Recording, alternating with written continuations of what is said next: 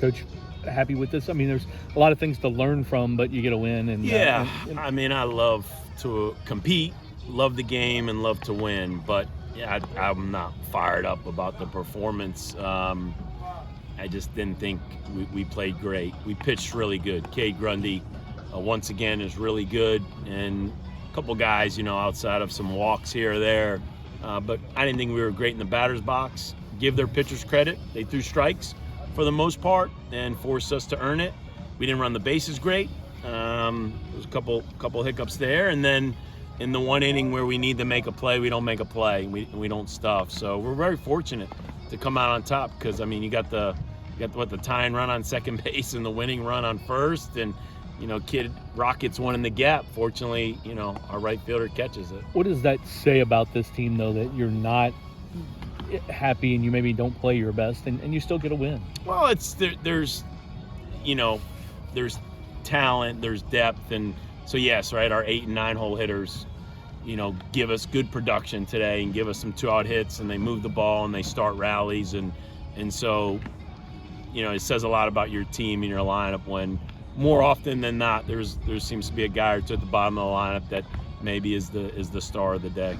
Over the last 4 games, the offense hasn't been as efficient as it was the first 3 or so weeks this season. Is there some common denominator that you can point to, or is it one of those things where that's baseball? Yeah, it's a little bit contagious probably. It's a little bit press. It's a little bit try to do too much. It's a little bit I'm going to bust out in this one at bat, and so yeah, it's more situational hitting, base running.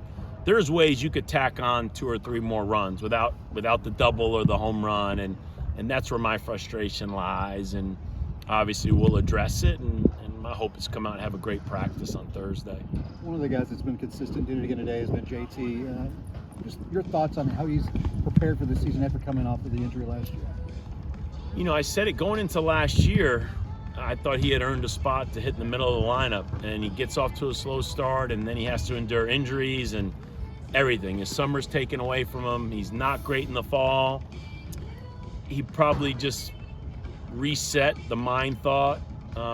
Super hardworking, tough kid, and probably just came in with the right mindset of, man, just get in the lineup and help get in the lineup and compete. And he was in and out the first week or so, but he didn't get too high and he didn't get too low, and he just, like we say, stick to the process, be professional, and it's starting to come together for him, and you just want him to keep that mindset.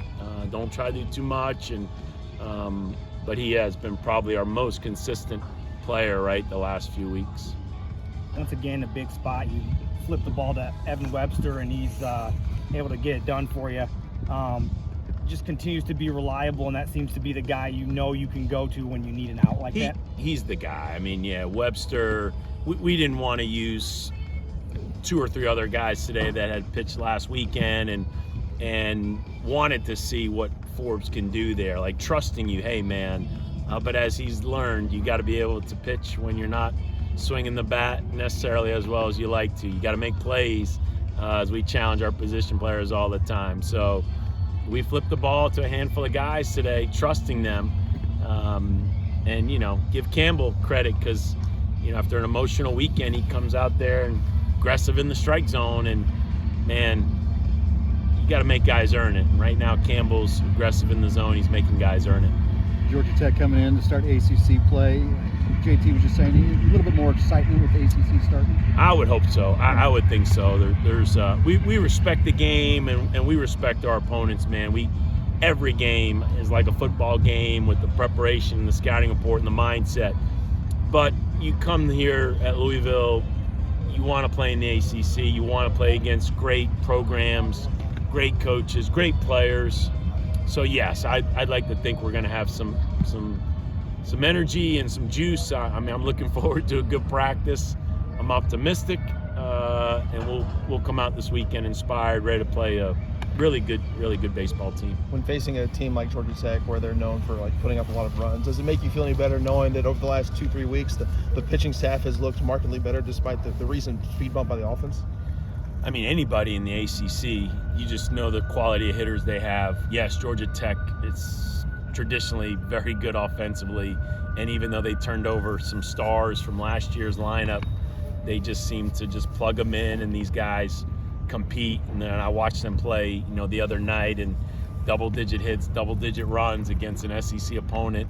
They're good. They're really good, but it's about us and having to make pitches, and I like where our pitching staff's at. We're not perfect, and we're not a finished product yet, but we're going to give our guys a chance. We're going to run out there and compete.